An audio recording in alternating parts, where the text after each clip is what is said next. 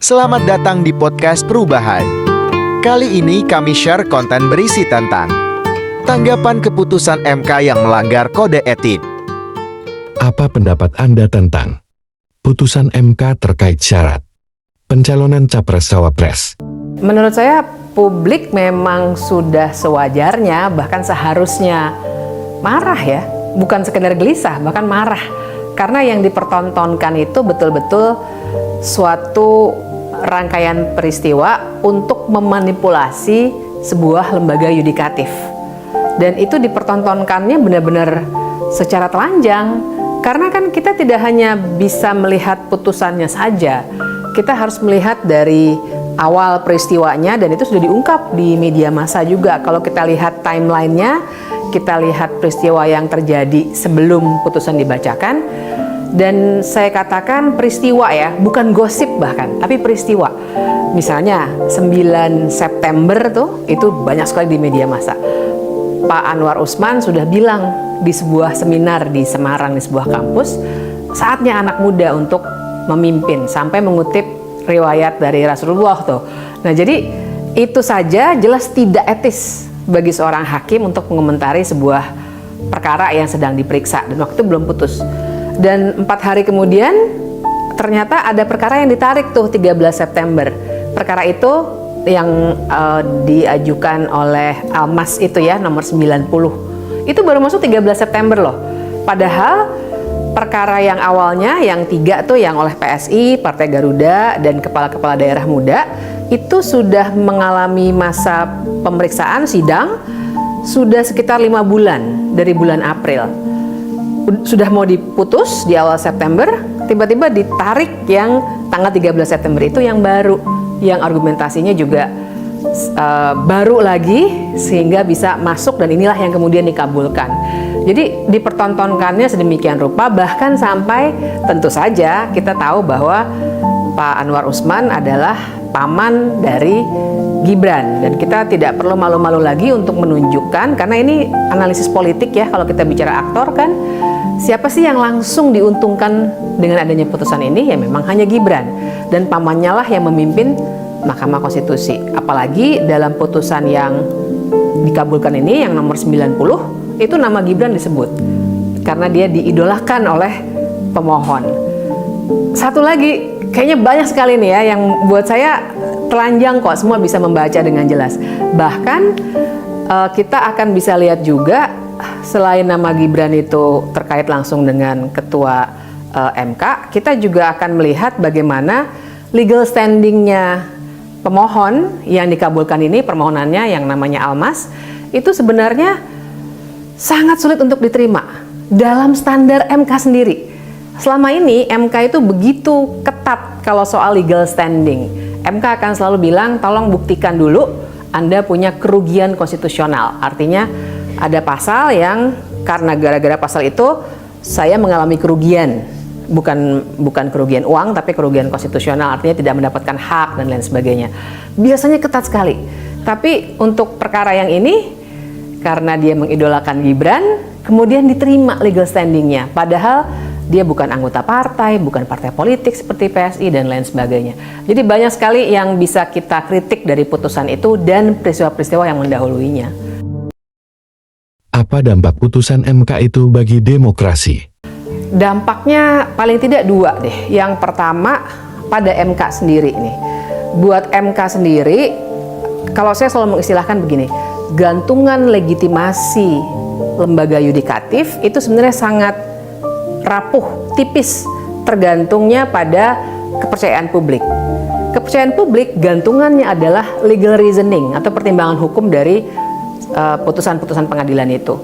Jadi begitu kepercayaan publik runtuh, karena legal reasoningnya banyak sekali bisa kita kritik kan, juga ada 4 pendapat berbeda yang bahkan sedikit curhat atau bahkan mengungkapkan kemarahan karena ada yang terasa aneh, dan sangat bisa dikritik ke semuanya karena sangat tidak konsisten. Dari 7 perkara yang kita bicarakan ini sebenarnya kan dari 3 perkara yang sudah diputus duluan dengan perkara yang kemudian dikabulkan, itu argumennya sama sekali dari A ke Z gitu, kiri ke kanan, depan ke belakang, jadi sangat tidak konsisten.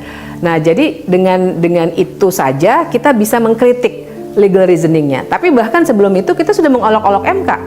MK sekarang namanya jadi mahkamah kekuasaan, makin kesasar. Apalagi mahkamah keluarga. Ada lagu lagi yang paman datang itu segala macam. Lucu-lucu. Saya sedih, tapi ikut ketawa dan berpikir bahwa ya salah sendiri. MK seperti menjerumuskan dirinya sendiri.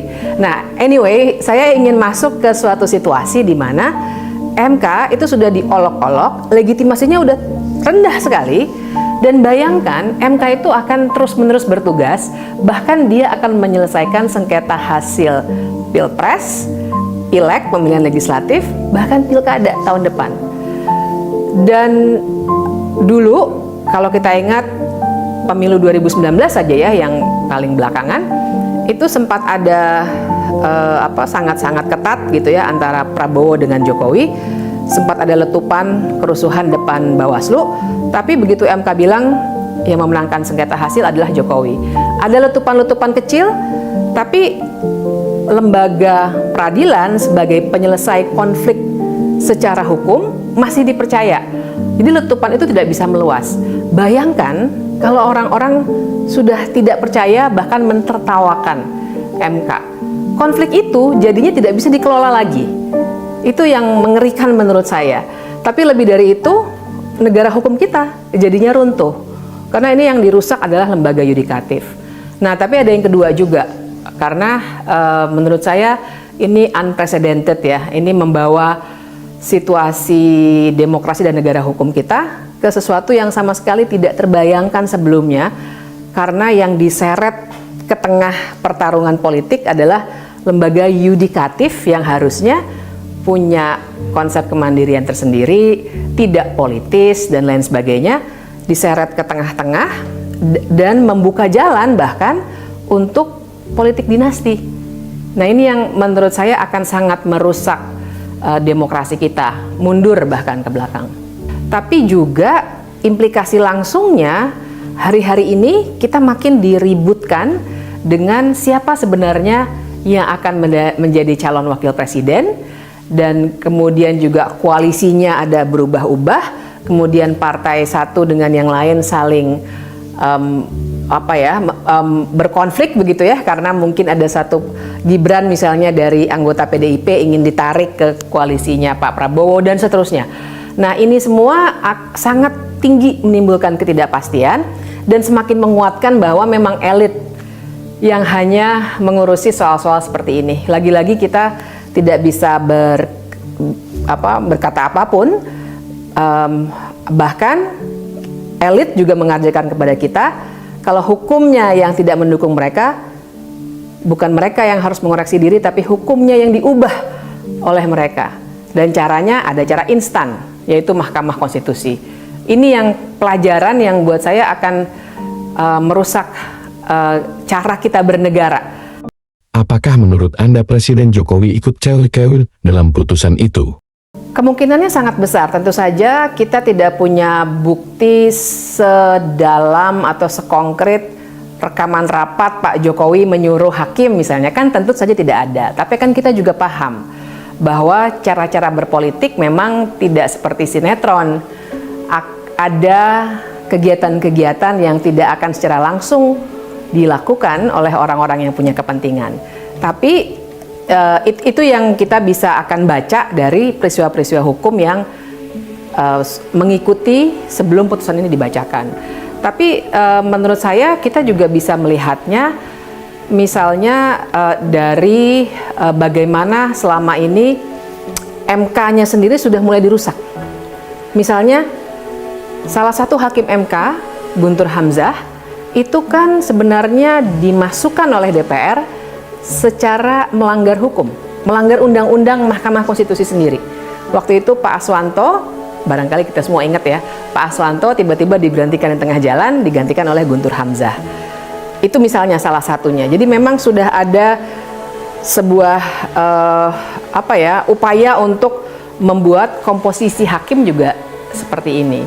Lagi-lagi tentu saja kalau masalah Pak Guntur dan Pak Aswanto memang yang memainkan isunya adalah DPR.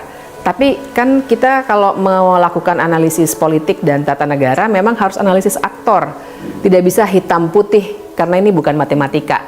Jadi walaupun kalau saya sih bisa melihat gejala-gejala ini dengan sangat terang, walaupun atau tidak perlu kita menemukan rekaman rapatnya Pak Jokowi langsung ataupun menemukan notulensi rapat begitu ya. Tapi saya melihat dari siapa yang diuntungkan, dari latar belakang hakim dan bagaimana mereka selama ini memutuskan, sebenarnya sudah kelihatan ada indikasi-indikasi yang kuat.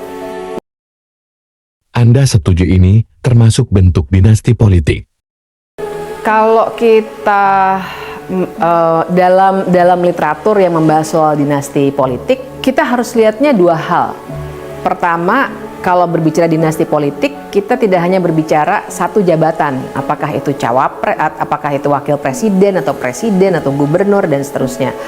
Tapi kita berbicara soal peluang-peluang untuk menduduki jabatan publik, dan yang kedua, didapatnya dengan cara apa?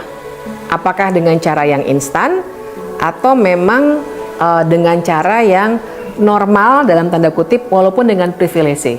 Saya kasih contoh begini, misalnya keluarga Kennedy di Amerika Serikat. Tentu saja nama Kennedy itu akan membuat privilege untuk mereka. Tapi toh mereka meniti karir. Ada yang jadi jaksa agung dulu dan seterusnya. Atau Hillary Clinton dan Bill Clinton.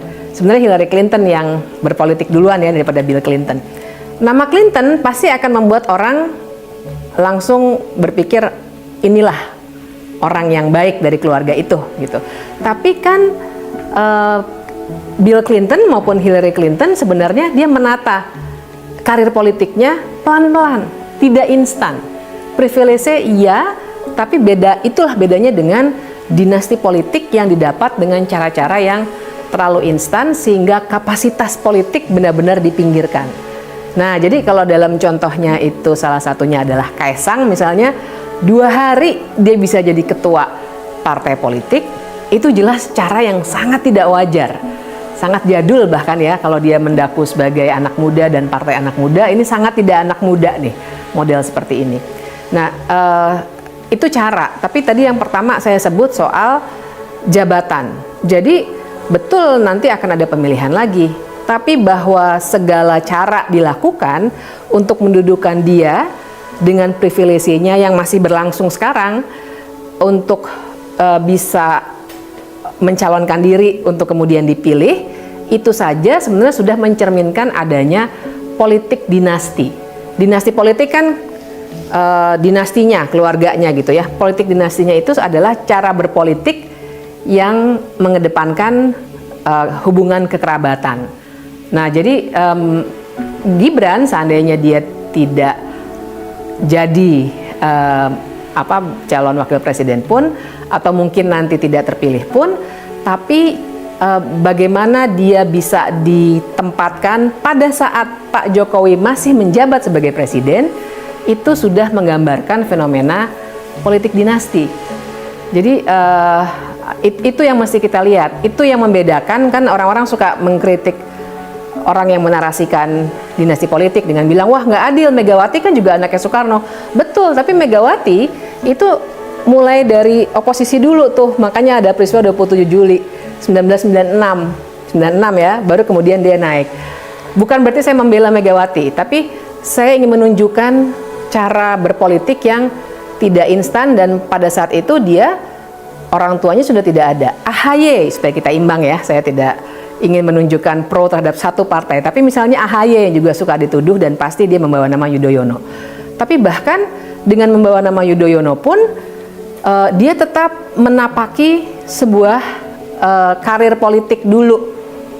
Karirnya kok dia instan juga tuh jadi ketua, betul, tapi kan tidak dalam 2 hari. Dia juga dididik dulu supaya punya kapasitas politik, baru kemudian bisa bertarung, walaupun sekarang belum juga begitu ya. Nah, jadi kita harus melihatnya secara lebih mendalam, lihat 2 itu. Yang pertama adalah caranya, apakah terlalu instan dan wajar atau tidak. Tapi juga yang kedua adalah jangan hanya lihat hasil akhirnya, keterpilihan atau tidak, tapi peluang-peluang yang dibuka selagi orang tuanya atau kerabatnya itu menjabat, itu juga bagian dari politik dinasti. Apakah putusan MK itu bisa dimaknai sebagai langkah maju dalam ruang berpolitik anak muda? Pertama kita harus lihat ruangnya dulu, karena ini ruangnya di Mahkamah Konstitusi. Kalau misalnya saya diajak mengadvokasikan ke DPR dan pemerintah supaya anak muda maju, saya mungkin akan berada di paling depan begitu ya, karena saya setuju sekali anak muda maju. Tapi di DPR tempat berjuangnya, dan kalau di DPR artinya kan kita bisa partisipatif, nanti juga terbuka, terus nanti para ahli juga akan berdebat tuh, oh secara psikologis begini, secara politik begini, secara sosiologis, silakan. MK, hakim itu dipilih karena kualifikasinya sebagai orang hukum, dan dia hanya menilai konstitusionalitas. Dia juga nggak punya kapasitas sebenarnya untuk membahas apakah gubernur bisa disamakan dengan wali kota sehingga bisa mencalonkan diri sebagai cawapres. Dan biasanya mereka pun mengakui itu kan. Selama ini mereka selalu bilang, oh ini open legal policy nih, bukan kami yang membahas, silahkan ke DPR. Nah jadi tempatnya dulu yang kita mesti permasalahkan, sehingga kita akan sampai pada pertanyaan, kenapa MK? Kalau memang dari dulu mau meruntuhkan meruntuhkan orang-orang tua yang menduduki jabatan-jabatan tinggi, kita mau ganti generasi, secara konsisten dong dari awal. Karena sekarang nyatanya banyak jabatan lain justru ditinggikan nih. Hakim MK aja sekarang 55, tadinya 47, dan sekarang mau dinaikkan jadi 60 oleh DPR. Kan kelihatan jadinya bahwa ada tujuan politik. Ini bukan sekedar tujuan anak muda menggantikan orang tua, tapi tujuan politik untuk orang-orang tertentu. Kenapa nggak dari dulu di DPR dan kenapa lewat MK? Nah, terus yang kedua juga, kalau berbicara kesempatan untuk anak muda, kan kita juga mesti melihat anak mudanya ini yang seperti apa. Kita kan tidak berbicara sekedar umur. Umur itu kalau anak muda umurnya, maksudnya katakanlah orang yang umurnya 25, tapi dia tidak punya kapasitas politik, nggak pernah berorganisasi. Kalau anak kuliahan tuh kupu-kupu ya, kuliah pulang gitu ya. Terus kita mau menjadikan dia calon wakil presiden, saya sih tidak mau. Jadi ukurannya harus di kapasitas politik. Nah, kapasitas politik itu sebenarnya filternya ada di partai politik. Boleh dipaksa melalui hukum, boleh. Tapi lagi-lagi hukum memaksanya melalui kebijakan hukum terbuka yang dibuat oleh DPR dan pemerintah. Kan pertanyaan besarnya di situ. Jadi ini tujuannya beneran nggak sih untuk anak muda, atau ya ini norak aja, anak muda cuma dipakai namanya, padahal sebenarnya yang dituju cuma satu orang yang bernama Gibran. Menurut Anda, seberapa layak Gibran Rakabuming menjadi cawapres? Menurut saya sih belum layak, karena kapasitas politiknya belum cukup. Orang-orang jangan terpesona pada jabatan wali kota yang ia emban, karena jabatan wali kota itu juga kemarin didapatkan juga karena dia adalah anaknya presiden. Dan jangan lupa, bahkan waktu itu ada kontroversi karena pilkada yang memenangkan dia dan juga menantu Jokowi, Bobi, itu terjadi di masa pandemi. Jadi waktu itu dikritik, kok dipaksakan sih ada pilkada. Dan salah dua hasilnya adalah dua kerabatnya Jokowi terpilih dalam pilkada itu. Jadi begitu banyak privilege yang dimiliki oleh Gibran. Kita harus jujur ya, karena bagi saya kapasitas politik itu nggak bisa instan. Pasti harus ada kemampuan organisasi, kemampuan lobby, kemampuan berorasi aja misalnya nih. Silakan nilai sendiri bagaimana kemampuan berorasi dari orang-orang yang dipilih secara instan, sementara kita keburu terpukau oleh titel yang disandang, apakah dia wali kota atau gubernur dan lain sebagainya. Sebenarnya seberapa penting posisi wakil presiden di negeri ini? Nah ini juga nih, ini yang unik dari dunia politik Indonesia. Karena capres itu kan sebenarnya memang ban serep. Jadi dia sebenarnya ya, kalau kita lihat konstitusi ya, patokan saya tentu saja konstitusi nih. Dia akan menggantikan ketika presiden tidak bisa melakukan hal-hal yang ditugaskan oleh konstitusi. Jadi dengan alasan itulah saya pakai istilah ban serep. Walaupun memang misalnya pada masa Pak Yusuf Kala, Pak Budiono itu diberikan peran substantif supaya ada pembagian peran.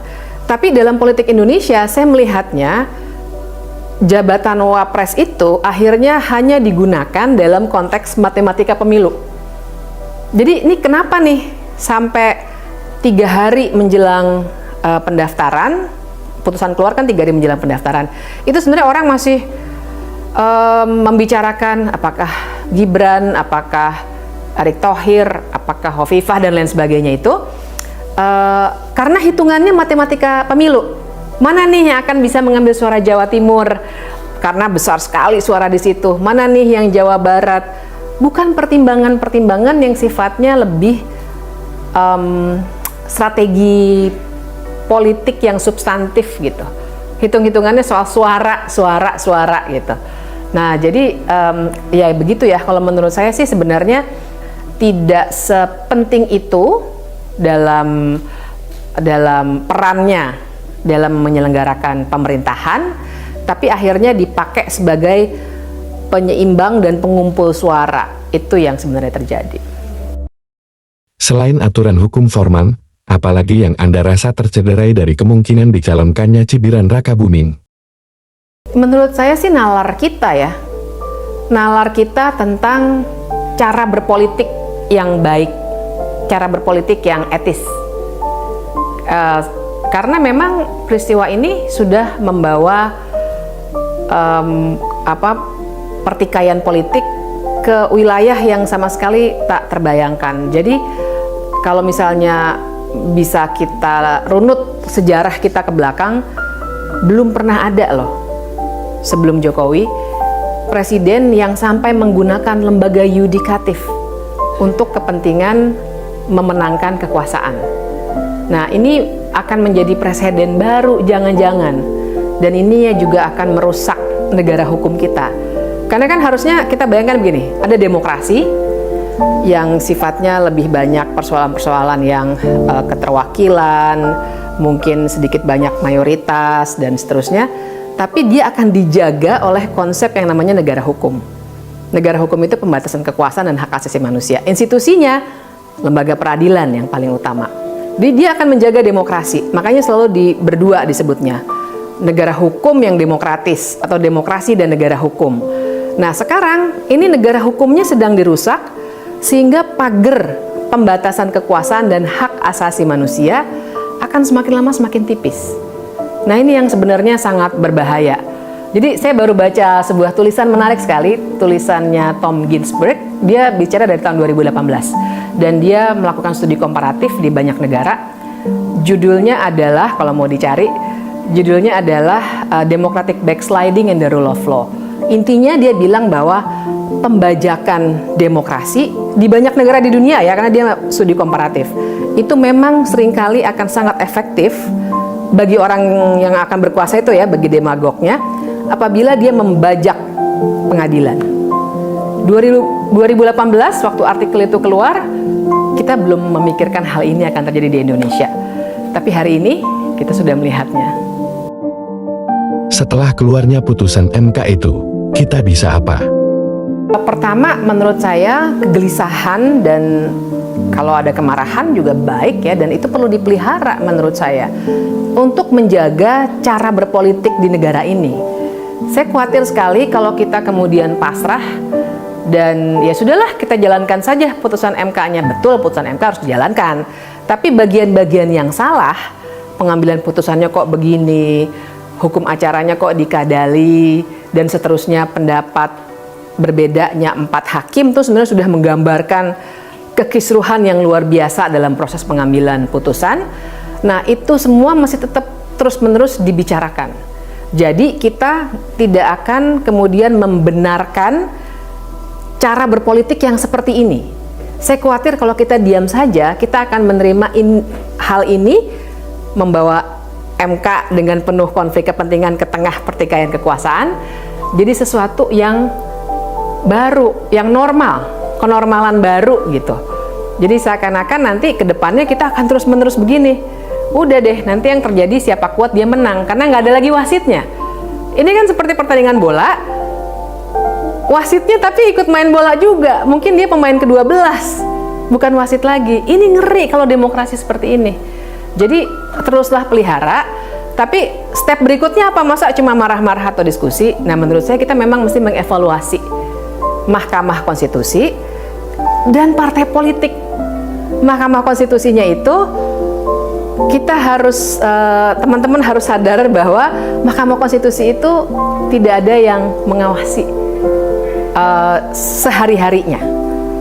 Mahkamah Agung misalnya dia punya Komisi Yudisial dan Badan Pengawas Mahkamah Agung. Mahkamah Konstitusi itu sejak 2005 sudah memutuskan sendiri bahwa Komisi Yudisial tidak berwenang mengawasi Mahkamah Konstitusi. Bagaimana dengan majelis etiknya? Sekarang sedang tidak ada, belum dilantik. Jadi kita memang harus mengajukan pertanyaan etik, maksudnya mengajukan masalah etik soal kepala atau ketua Mahkamah Konstitusi yang punya benturan kepentingan dengan Gibran. Tapi itu pun kita masih nyangkut di soal belum adanya Majelis Kehormatan Mahkamah Konstitusi atau MKMK. Jadi kita harus dorong dua-duanya dan evaluasi ya, menurut studi yang tadi saya sebut tuh Ginsburg salah satunya. Kuncinya tuh kalau mau menyelamatkan lembaga pengadilan yang dibajak untuk kepentingan democratic backsliding tadi itu dua menurut mereka. Yang pertama adalah mengevaluasi cara hakim-hakim dipilih, dan yang kedua adalah memastikan memang ada pengawasan perilaku hakim-hakim itu. Karena gantungan legitimasi MK itu memang di perilaku hakim dan legal reasoningnya. Jadi itu harus bisa diawasi dengan baik. Nah, satu lagi tadi saya sebut sedikit dan ini sebenarnya penting. Tidak berkait langsung dengan Mahkamah Konstitusi, tapi partai politik yang juga secara tidak etis menggunakan MK untuk masuk ke wilayah main bola tadi, MK-nya jadi pemain ke-12, itu juga harus kita kritik dong. Nggak bisa, kalau mereka benar-benar paham negara hukum, harusnya mereka tahu bertarunglah dengan wasit yang juga bisa independen dan mereka bertarung secara etis, harusnya begitu.